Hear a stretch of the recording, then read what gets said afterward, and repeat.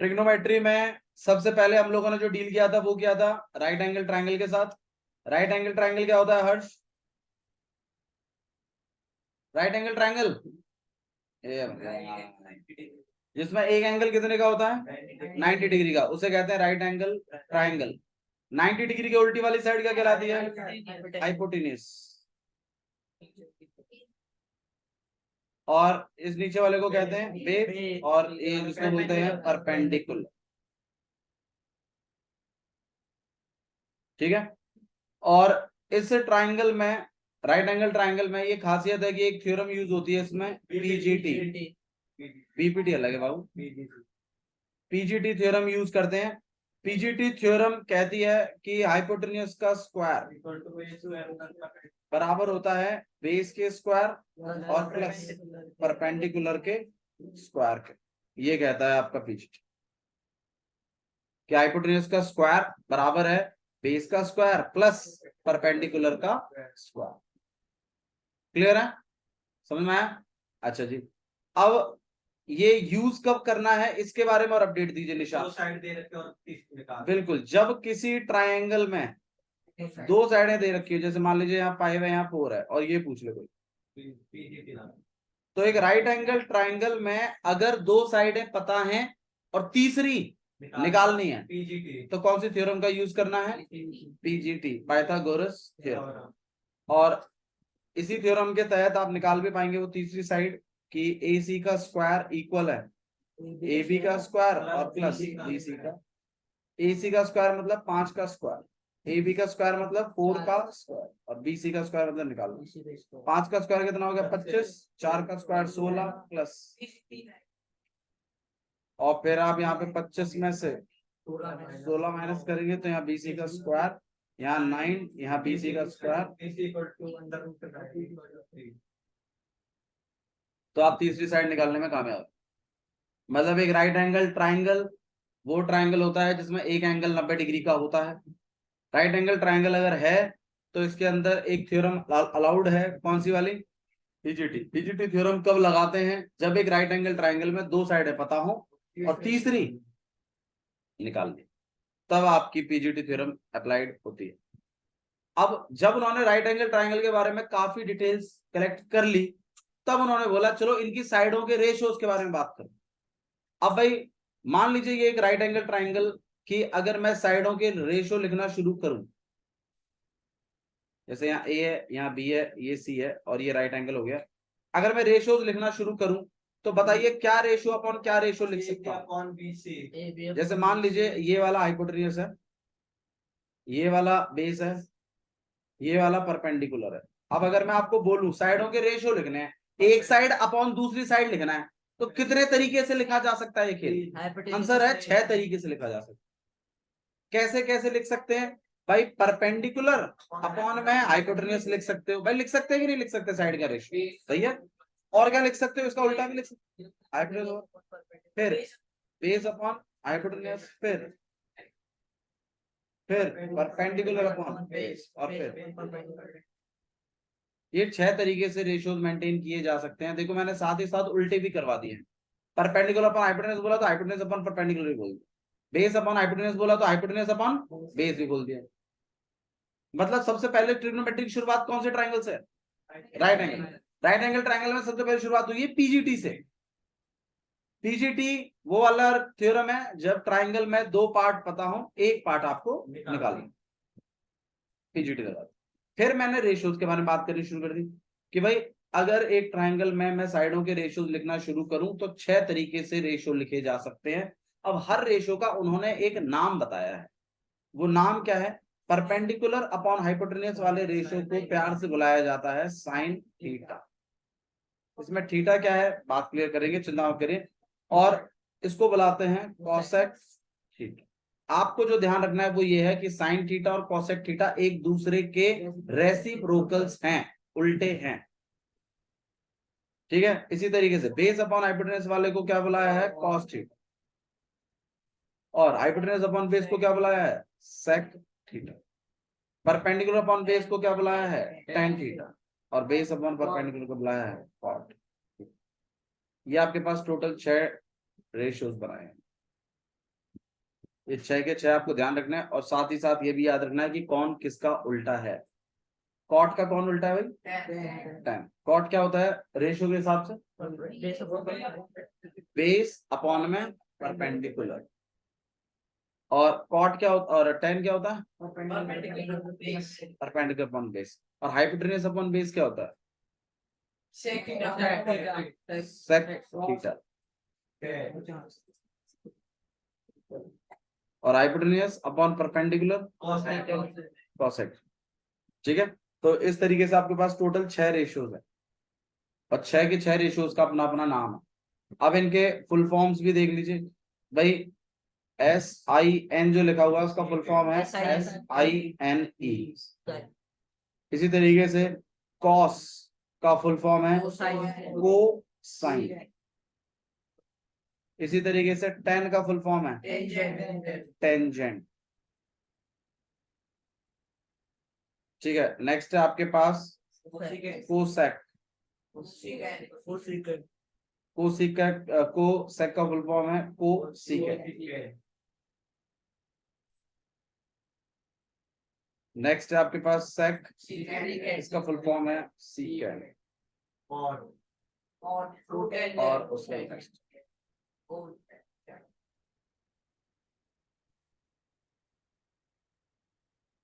तो ये कुछ आपके पास रेशियोज हैं जो आपको ध्यान रखने हैं कि कॉट क्या होता है, फुल फॉर्म क्या है इसका, कॉट का रेशियो क्या होता है।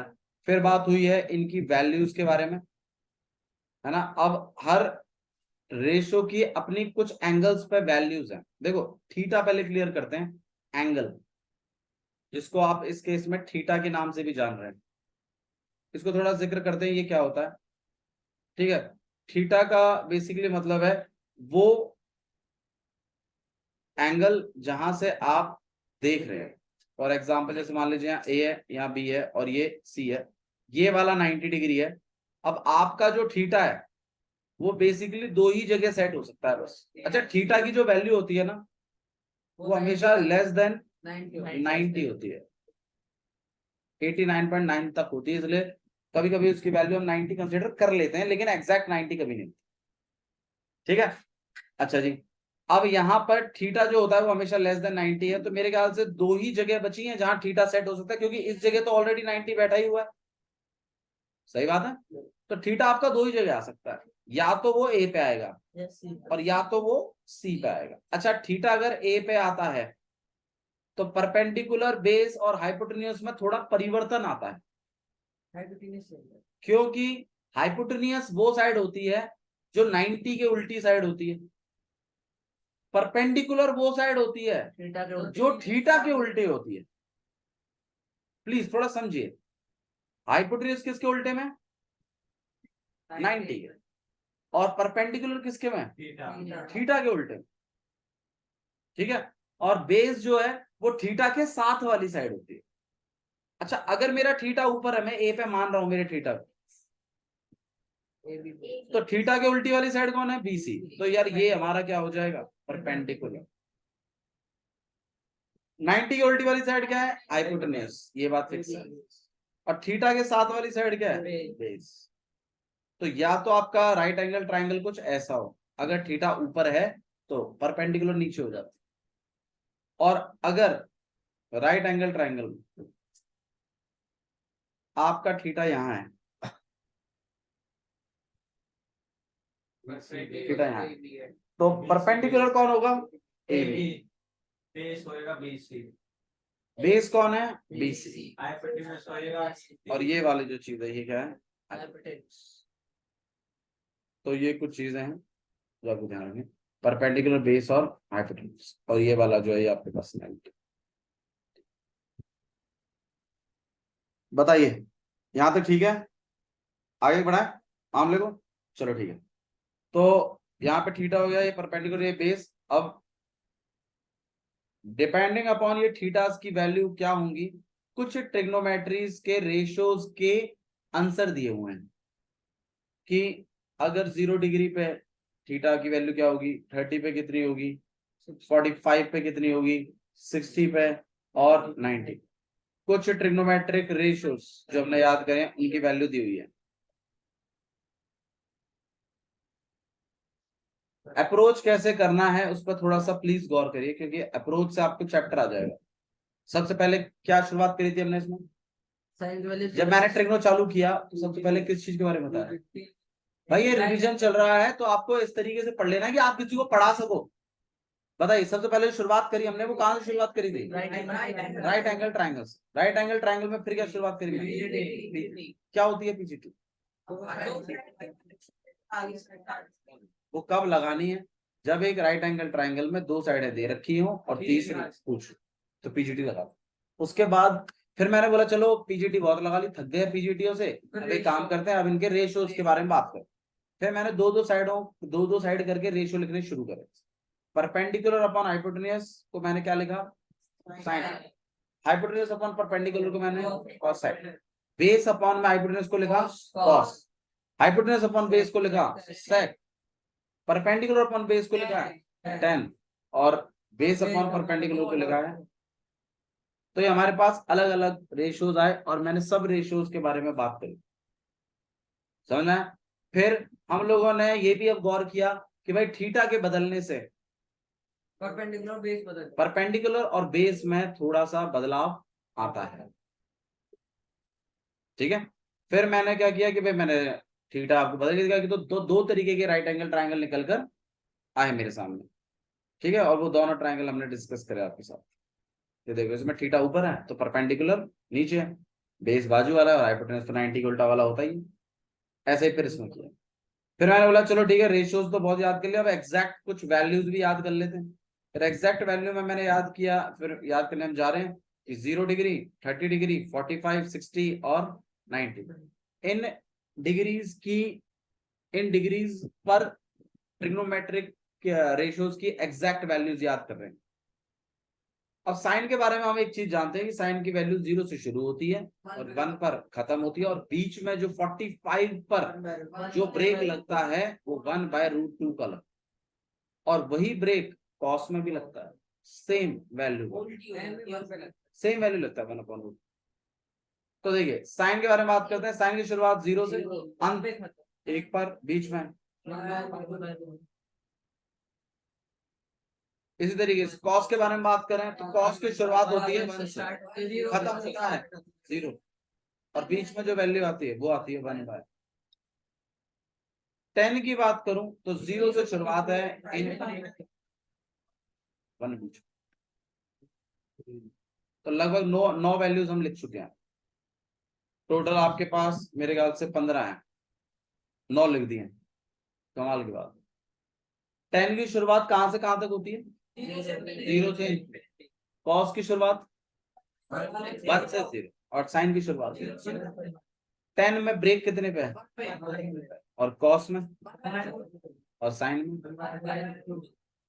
कहीं कोई चिट विट ले जाने की जरूरत नहीं है, सब कुछ आपको याद हो सकता, बस थोड़ा सा तरीके की बात।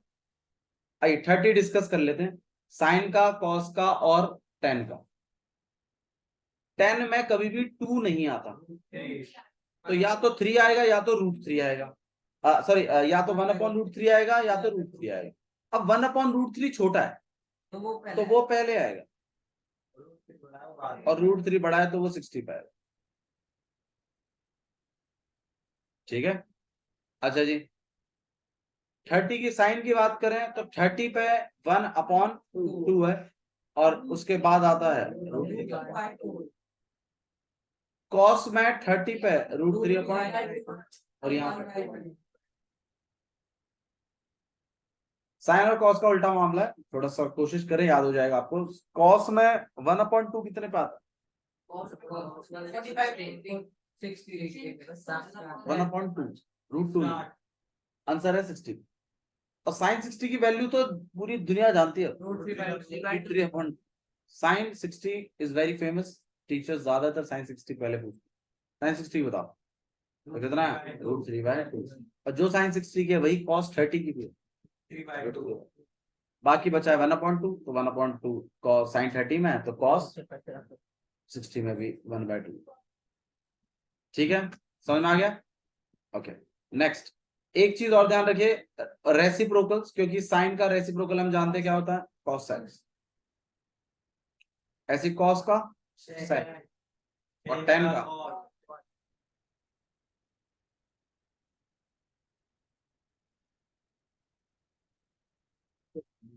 10 का होता है।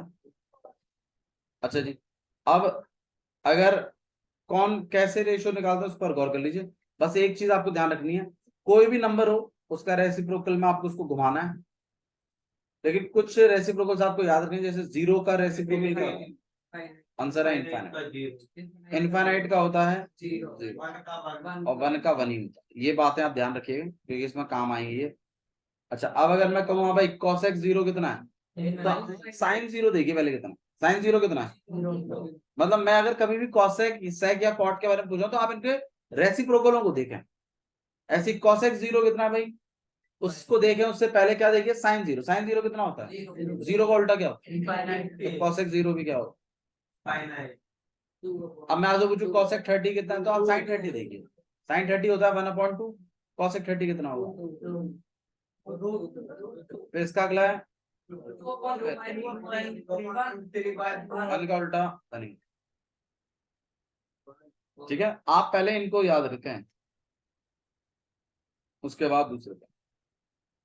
ठीक है, ऐसे ही आपके पास cos 0 कितना होता है भाई 1, तो sec 0 भी कितना होगा 1 का उल्टा 1 ही होगा। ओके, cos 30 कितना होता है √3/2, उसको घुमाएंगे तो कितना हो जाएगा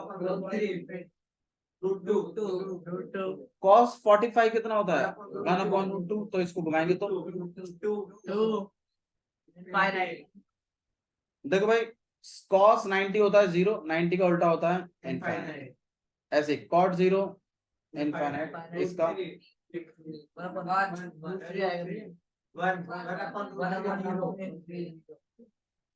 ये वैल्यूज। ठीक है, तो ये कुछ वैल्यूज हैं जो आपको याद होनी चाहिए एज इट इज, इसमें कोई भी कंपनसेशन नहीं मिलता। नेक्स्ट फिर आपको इनके कुछ फॉर्मूले बोले, तो हमने एग्जैक्ट वैल्यू भी कर ली। आइए कुछ फॉर्मूले और देख लेते हैं, और कौन किसका रेसिप्रोकल है वो वाले फॉर्मूले भी देख लेते हैं। 37 साइन थीटा का रेसिप्रोकल कौन था कोसेक थीटा, तो 1 में कोसेक थीटा आप लिख सकते हैं। कोसेक थीटा को 1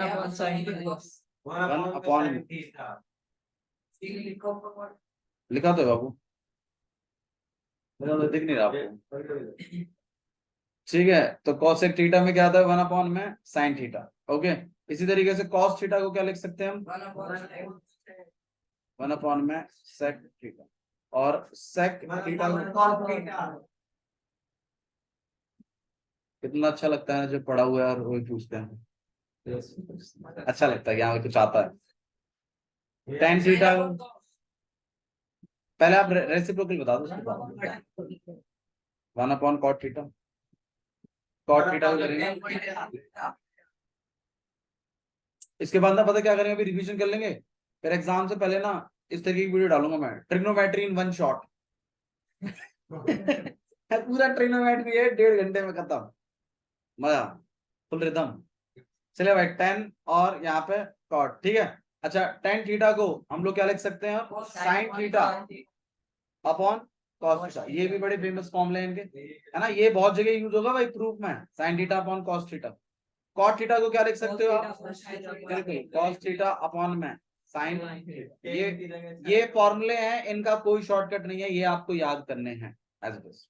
तो सबसे पहले पीजीटी, सबसे पहले राइट एंगल, राइट एंगल से पीजीटी, पीजीटी के बाद फिर रेशो, रेशोज के 6 के 6 रेशोज के नाम, उसके बाद फिर उनकी फुल फॉर्म, फिर वैल्यूज, फिर इनके रेसिप्रोकल्स, और अब इनके फॉर्मूले, जो 9 फॉर्मूले हैं टोटल, और उसके बाद आप अपना ट्रिग्नोमेट्री स्टार्ट करने के लिए फुल फ्लैश फॉर्मूले होगा। Sign theta upon cos theta, और कॉट थीटा को क्या लिखते हैं हम cos theta upon sine theta. ठीक है, ओके, तो वो फॉर्मूले और याद कर लेते हैं फटाफट। हाँ भाई, सबसे पहला फॉर्मूला याद करने का जो तरीका बताया था कि साइन और कॉस से 1 कैसे आता है, तो फॉर्मूला है sine square theta cos square theta 1। मतलब अगर कभी भी आपको साइन कॉस से 1 लिखवाना हो तो समझिए आपको क्या चीज जनरेट करवानी है, sine square theta plus cos square. Next है साइन स्क्वायर को अगर कॉस में कन्वर्ट करना है 1 माइनस कॉस स्क्वायर थीटा, समझा? अच्छा जी, नेक्स्ट है कॉस स्क्वायर थीटा को 1 minus minus sine square, sign square theta plus cos square theta 1। Sign square theta को क्या लिख सकते हैं, 1 माइनस कॉस स्क्वायर, और कॉस स्क्वायर थीटा को क्या लिख सकते हैं, 1 माइनस साइन स्क्वायर। ठीक है, नेक्स्ट है आपके पास, इधर ध्यान दीजिए भाई निशान, इधर ध्यान। हाँ भाई, नेक्स्ट है आपके पास कि 10 और सेक से 1 कैसे आता है, माइनस कैसे, क्या लिखू फॉर्मूला, गोबर sec square theta minus, equals to 1। ये बोल रहा था तू, sec square theta minus tan square theta किसके बराबर होता है, 1 के। साइन और कॉस से 1 कैसे आता है, sine square theta plus cos square theta, formula चाहिए पूरा गर्वित। 1 कैसे आता है,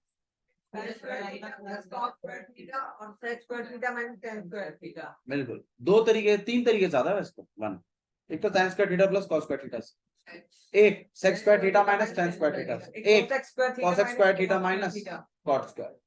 अच्छा जी, सेक को अगर 10 में लिखना है तो कैसे लिख सकते हैं, जिस बच्चे को फॉर्मूले याद होंगे उसे ही प्रूफ समझ में आएगा, बाकी तो बस कॉपी करेंगे और रटने की कोशिश करेंगे। ये फॉर्मूले हैं जो मुझे चाहिए, ये फॉर्मूले सीखोगे तो ट्रिग्नोमेट्री आसान बनेगी तुम्हारे लिए। तुम फॉर्मूले नहीं सीखोगे तुम्हारे लिए ट्रिग्नोमेट्री हमेशा मुश्किल रहेगी। तुम फॉर्मूले याद करो सारे, जितने मैंने बेसिक इंट्रो दिया ना इसको पूरा अच्छे से पढ़ के आना, और फिर देखना कल तुम्हें ट्रिग्नोमेट्री हर एक चीज समझ में आएगी। और जो प्रीवियस वीडियो देखा है उसको तो बिल्कुल सब कुछ क्रिस्टल क्लियर समझ में आएगा। ट्रिग्नोमेट्री जो कह रहे हैं ट्रिग्नोमेट्री बड़ा टफ है, तुम वीडियो देख के आओ, उसके बाद फिर मैं दोबारा पढ़ाऊंगा। कैसे नहीं आएगा ट्रिग्नोमेट्री, बिल्कुल आएगा ट्रिग्नोमेट्री। मैं जो कह रहा हूँ निशान समझने की कोशिश करो, डायलॉग बाजी मस्तीबाजी उतनी ही करो जो पढ़ाई ओवरकम ना हो जाए। पढ़ाई तो आपकी नीचे जा रही है।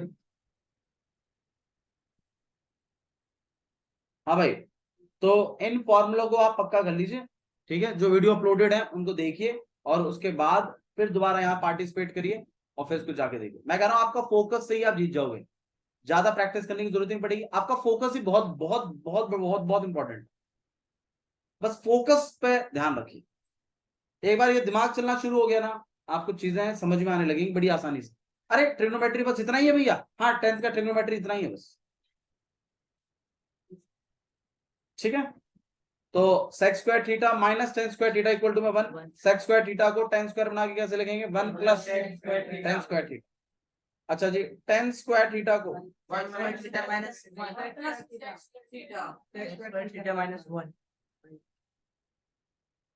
टेन स्क्वायर थीटा को लिखते हैं हम लोग, अगर सेक स्क्वायर में कन्वर्ट करना है तो सेक स्क्वायर थीटा माइनस,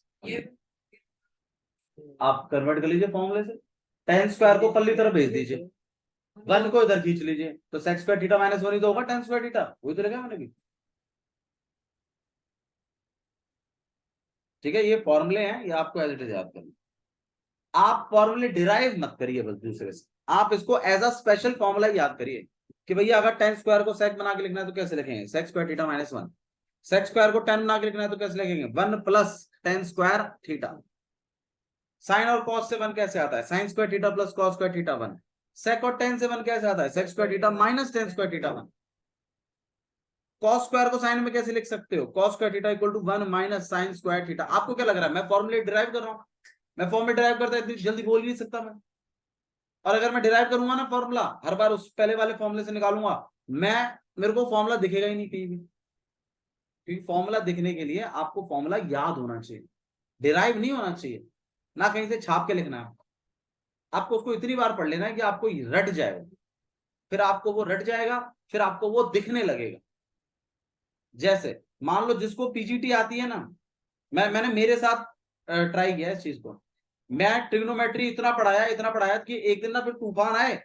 फिर मैं जब यहां से जा रहा था तो मैंने देखा पेड़ ऐसे गिरे हुए थे ऐसे रोड पे।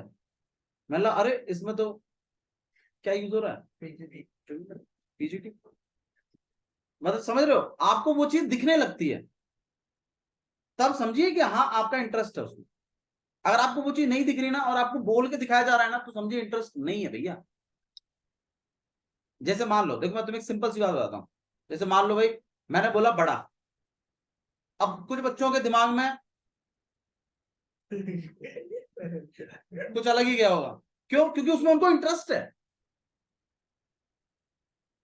मैं इसी चीज की बात कर रहा हूं, यही तो ह्यूमन साइकोलॉजी है। आपको जिस चीज में इंटरेस्ट होता है आप वही चीज देखते हो नेचर में। चीजें अवेलेबल और भी हैं लेकिन आपका दिमाग तो इसी में जा रहा है। तो मैं वही चीज कहने की कोशिश कर रहा हूं, अगर आपको ये फॉर्मूले देखने हैं ना प्रूफ में, तो आपको इनको याद करना पड़ेगा और इनको इस लेवल तक याद करना पड़ेगा कि ये आपको दिखने लगे क्वेश्चन में।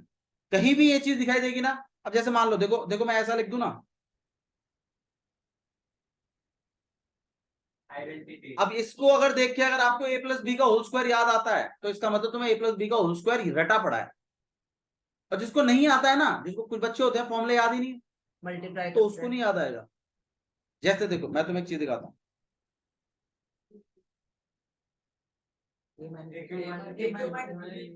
अब जिनको याद नहीं है ना उनको फॉर्मूला भी क्लिक नहीं होगा कि ऐसा भी कोई फॉर्मूला था। मैं इसी चीज की बात करूं, समझ में आई चीज? आपका ब्रेन कैसे काम करता है थोड़ा समझने की कोशिश करो और उसको उसी हिसाब से। मैं बार बार ट्रिग्नोमेट्री क्यों पढ़ने के लिए कह रहा हूं आपको, मैं बार बार ट्रिग्नोमेट्री इसलिए पढ़ने के लिए कह रहा हूं क्योंकि प्रीवियस वीडियो देखोगे, फिर ये देखोगे, फिर मैं पढ़ा रहा हूं तो आपको ट्रिग्नोमेट्री दिखने लगेगा। बस यही है रीजन। और तुम्हारा फोकस इतना अच्छा होता है कि तुम्हें लिखने की तो कोई जरूरत ही नहीं होती। मैं तो कह रहा हूं बच्चा फोकस से ही इतना पढ़ लेता है। बस फोकस की बात है, ज्यादा पढ़ो, ज्यादा बार देखो उस चीज को, आपको अपने आप चीजें याद होने लग जाती हैं अपने आप। अरे क्लास में जब तुम फर्स्ट डे एंट्री मारते हो तुम्हें तुम्हारी क्लास के बच्चों के नाम याद नहीं होते, पर विद इन 5 to 7 days तुम्हें हर एक बच्चे का नाम याद होता है कि इस बच्चे का ये नाम। ऐसा ही होता है। क्यों? क्योंकि आपको उन बच्चों से जरूरत पड़ती है और उस बच्चे का नाम सबसे पहले याद होगा जो या तो आपको पसंद आ गया और या तो आपको उससे सबसे ज्यादा जरूरत है। उस बच्चे का नाम सबसे पहले याद होगा। ऐसा ही होता है, ये ह्यूमन साइकोलॉजी है। फोकस बच्चे का इतना जबरदस्त वेपन है, अगर उसको सही से यूज किया जाए, मैं कह रहा हूं कॉपी बनाने की जरूरत ही नहीं है, उसको पूरी एक्सरसाइज में क्वेश्चन याद हो जाएंगे। ऐसे ऐसे करना है सारा A to Z। फोकस की बात है, ज्यादा पढ़ना पड़ता बस। और एक बार का कर रहा काम है, एक बार पढ़ लिया तुम बस सब सही है। अरे मुझे देख लो, मैंने कितनी कॉपियां भरी है इसकी? मैंने कोई कॉपी नहीं भरी इसकी, पर हाँ मैंने तुमसे ज्यादा प्रैक्टिस कर रखी है तो मुझे आता है। हाँ कोई बाहर से नया क्वेश्चन आएगा तो शायद मैं और आप बराबर स्टेट पे होंगे उस टाइम, शायद आप करते मैं ना कर पाऊं, ऐसा भी हो सकता है अगर कोई नया क्वेश्चन आता है तो। बट हाँ अगर मैंने तुमसे ज्यादा किया हुआ है तो फिर मुझे आ जाएगा। निशांत खड़े हो जाओ, कोई बात, खड़े हो जाओ, ठीक है? तो प्लीज थोड़ा अपने आप को ना अंडरस्टैंड करो, आप लोग अपने आप को समझो कि आपका ब्रेन कैसे काम करता है।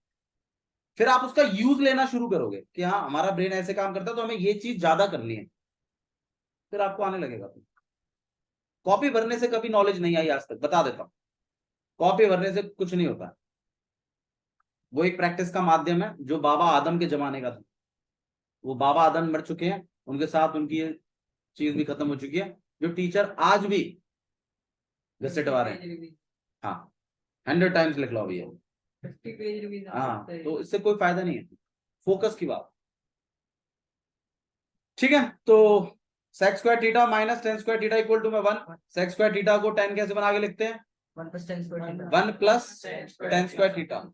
और tan स्क्वायर थीटा को sec कैसे बना के लिखते हैं? ज्यादा बार पढ़े, बस एक लौता यही एक तरीका है। अच्छा जी, कॉसेक और कॉट से 1 कैसे आता है? cosec square theta minus cosec theta into 1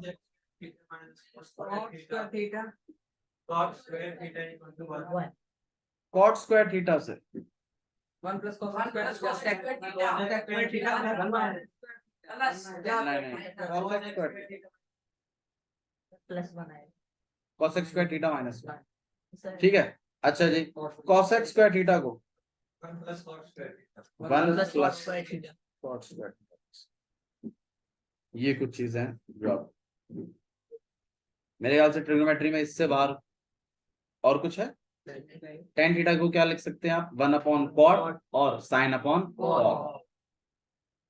इन सारे फॉर्मूलों को अच्छे से पढ़िएगा, रिवाइज करिएगा वापस से, और फिर दोबारा आगे पढ़ेंगे उसको, ठीक है। फिर मैं आपको क्वेश्चंस कराऊंगा, उसके बाद फिर हम देखेंगे कि आपको कितना समझ में आया, कितना समझ में नहीं आया, ठीक है। अच्छा जी, एक चीज और सिखाता हूँ बस लास्ट, इसमें एक चीज और देखिए, एक चीज है जो कि आपको और समझ में आनी चाहिए। जैसे मान लीजिए मैं साइन स्क्वायर को क्या लिख देता हूँ? 1 माइनस कॉस स्क्वायर थीटा। अच्छा, पहली बात, आपके जितने भी फॉर्मूले हैं ना, जितने हमने 9 फॉर्मूले सीखे हैं, वो सारे के सारे स्क्वायर के अंडर हैं। किसके अंडर है वो? स्क्वायर, मतलब सबके ऊपर स्क्वायर लगा होना चाहिए, तभी वो एप्लीकेबल है। अगर मैं कल को ये बोलने लगूं ना जी साइन थीटा को क्या लिख सकते हैं? 1 माइनस कॉस थीटा, तो ये गलत है, ऐसा कोई फॉर्मूला ही नहीं है, इन पे स्क्वायर होना चाहिए था। हाँ, साइन स्क्वायर थीटा को क्या लिख सकते हो आप? 1 माइनस कॉस स्क्वायर थीटा। ये रूट चढ़ा दे सब पे तो समझ में आया? अच्छा जी, और रेसिप्रोकल्स जो है उनमें स्क्वायर की जरूरत नहीं है, उसको आप क्या लिख सकते हो? देखो इनमें नहीं है, तो आप इस चीज को भी थोड़ा समझिए। जहां स्क्वायर है, हाँ स्क्वायर में है तो कन्वर्ट कर सकते हो। जैसे मान लीजिए आपके पास साइन स्क्वायर है, आप चाहो तो इसको 1/cosec स्क्वायर थीटा भी लिख सकते हो, ये बात बिल्कुल सही। स्क्वायर में एप्लीकेबल है रेसिप्रोकल लिखना, लेकिन ये जो 9 फॉर्मूले हैं ना आपके, ये सिर्फ स्क्वायरों में आते हैं, मैं बस ये बता। तो अगर कहीं किसी क्वेश्चन में, प्रूफ में अगर आपको स्क्वायर है, तो आप थोड़ा सा इस बात को समझिए कि इन वाले फॉर्मूलों में से यूज होना है कुछ। और अगर सिंपल साइन लिखा हुआ है, कॉस लिखा हुआ है, तो समझिए कि क्या होने हैं ये रेसिप्रोकल्स। और भी तरीके हैं प्रूफ करने के, प्रूफों को हम देख लेंगे, चिंता मत करिए, ठीक है। अच्छा जी, मैं आपको ये चीज सिखा रहा था कि साइन स्क्वायर थीटा को आप क्या लिख सकते हैं? 1 माइनस। अब ये फॉर्मूले के फेवर में हूं मैं, इसमें कोई दिक्कत नहीं है, लेकिन मैं एक चीज और चाहता हूं, आप एक चीज और गौर करो कि इस चीज को हम ए स्क्वायर माइनस बी स्क्वायर भी लिख सकते हैं अगर रिक्वायरमेंट आएगी तो। भैया कैसे लिख दोगे?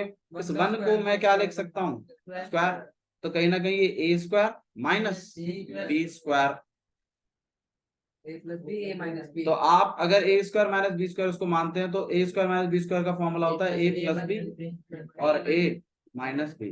तो इस चीज को आप क्या लिख सकते हो? 1 प्लस कॉस थीटा 1 माइनस, ठीक, ऐसे लिखा जा सकता, ठीक है। तो जितना मैंने सिखाया है पहले उसको क्लियर करके आइए, फिर हम शुरू करेंगे एक्सरसाइज 8.1, उसके सारे क्वेश्चन हम निपटाएंगे, फिर 8.2 और फिर 8.3, जितने भी आपको। अब मंडे को टेस्ट नहीं है आपका, ठीक है, हम इसे ही कंटिन्यू करेंगे क्योंकि अभी थोड़ा फिलहाल रिवाइज कर लेते हैं कुछ चैप्टरों को। ट्रिग्नोमेट्री और एप्लीकेशन ऑफ ट्रिग्नोमेट्री रिवाइज कर लेंगे हम लोग। अब करवाइए सारी, एमटीएस करा दो ये तुम चैप्टर कोऑर्डिनेट करवा दो। चलो ट्रिग्नोमेट्री करा कोऑर्डिनेट करा देंगे, ठीक है, ठीक है, जा सकते हैं आप लोग। Thank you.